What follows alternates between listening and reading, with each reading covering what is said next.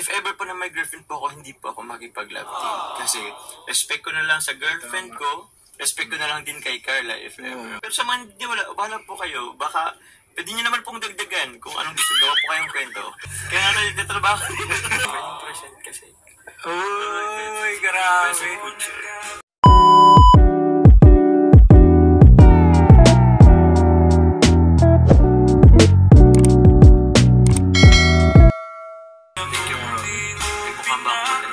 Yes, very bright and very professional. Tapos nga ganito. Okay, anong atin bro?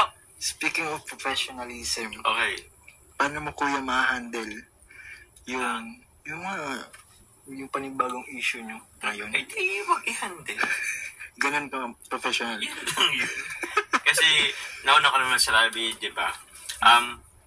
About dun sa, babe na yan. Ano, si babe. Ano Si ba babe. yun? Okay.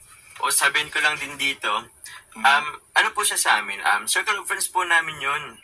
Kilala po niya sila, Kalingap Dan, Kalingap Dan. si Lolo, si David. I mean, mga ano po. Circles Tapos talaga. may iba pang sa kaming circle na kasama siya. So, tawag niyon, siya naman po isa na yun na magtawag ng ganyan sa lahat. Let's, babe, mga ganyan. Alam mo ba yun? Ganun na talaga yung Ganun tawagan. naman talagang tawagan. So, Pero walang meaning.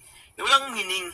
Ito pa lang. Sanay, tsaka, pabalik-balik din Manila, Bicol, Manila, Bicol. Okay. So, ganun ang tawagan ang ano niya. So, yun,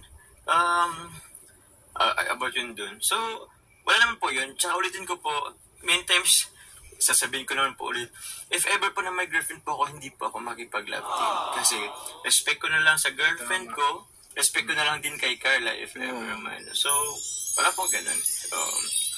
Opo. Kilala niyo naman ako. Sa mga nakikilala lang sa akin, siguro ang medyo naniwala sa na about yun. Pero, yun, I don't need naman na magpaliwanag kasi Pa-elaborate na masyado. yun. Di na kailangan mag-elaborate na masyado. Di na kaya mag-elaborate masyado. Yun lang yun. Basta kung anong sinabi mo, yun na yun. Yun na yun. Pero sa mga hindi, wala po kayo. Baka, pwede nyo naman pong dagdagan kung anong gusto. Gawa po kayong kwento. Wala problema. Nagawa nila yun ng story. Oo. Ganun talaga yun, bro. Ganun talaga yun. Parang katulad din sa amin, di ba? Parang, kaya nga hindi ako nila-love team kasi nga may girlfriend ako, di ba? Kasi Respect. Nga, may kakay si JJ. Kaya hindi po siya nila-love team. Siyempre, respeto na yun ni JJ kay kakay. Okay. Ganun lang po yun. Ganun lang po yun kadali intindihin. Oo. Kaya yun. Actually, yung babe kasi parang ano lang kasi yun. Kahit ako, nung yung may circles din ako na, syempre, may kasamang babae, lalaki. Hindi naman maiwasan na gano'n. Lalo na kung may ibang gender sa circles niyo, di ba? Oo. Parang, na yun, automatic na yung may gano'n talaga. Oo. So, yun naman talaga ngayon. Ewan ko, parang very, na lang siya ngayon. Casual na lang siya. Casual na lang siyang itawag sa lahat. Oo. So, hindi lang siya kabot sa, mag-jowa or what. Parang very common na lang siya ngayon. Ewan ko lang sa ibang lugar, pero dito sa Bicol, or alam na din sa Manila, very common din yun. Yung ganong tawagan. Ganyan tawagan.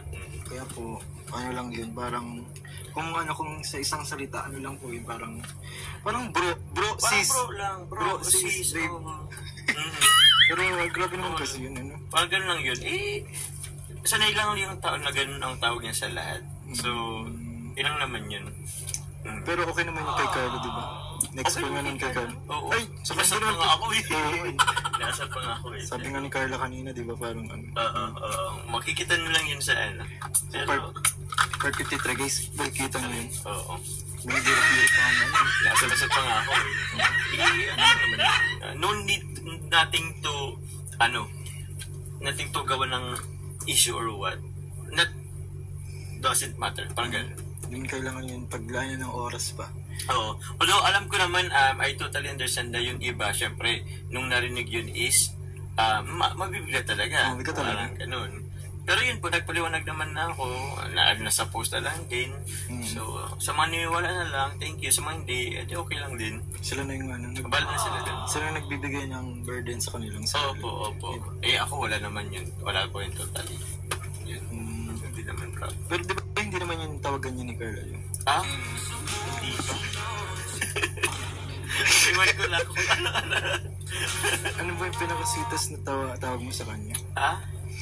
Saan kasi, Carla pa with feelings. Carla with feelings. Kapag naririnig mo yung Carla, Ha? ano yung nafe-feel mo? Okay lang. Okay. Ganda. I mean, basta, ba? May magic kasi bro eh. May magical. Magic, syempre. Parang di mo siya maipaliwanag din. Hindi mo siya may pala kapag Carla. So, handa na ba kayo? Yeah, rated kayo ikaw eh. Handa ba kayo sa future? Kung sakaling... Naghahanda pa? Or, bala na? Kaya nga tayo nagtatrabaho. Joke lang, joke. Kayo nagtatrabaho ko para kay Carla. Next up sa family. Basta para sa future, tatrabaho tayo para sa ng future. Kasama na ba si Carla sa future? Pwede. Ba't pwede? Pwede present kasi. Uy, grabe. Present future. Kasi na yun, oo. Basta present and future siya. Oo. Huwag lang pass. Huwag lang pas. Hindi naman lang siya kasali sa pas. Eh. Wala. So, ilang percent? Ilang ng ano bro? Ito. Ilang percent ba? Ayoko bro magsabi bro kasi baka Kay mag-isa Carla. na naman. Ha? Ha? Kay Carla? Kay Carla? Oo, ilang percent? Di ka lang ba Yung pagka-sure mo. Ah, Ay, oo. Pagka-sure mo sa kanya. Ano bang ano? Grabe. Secret. Kasi wag lang muna kasi ayoko magka-idea Oo, muna sila okay. ng ano. Huwag kayong ano.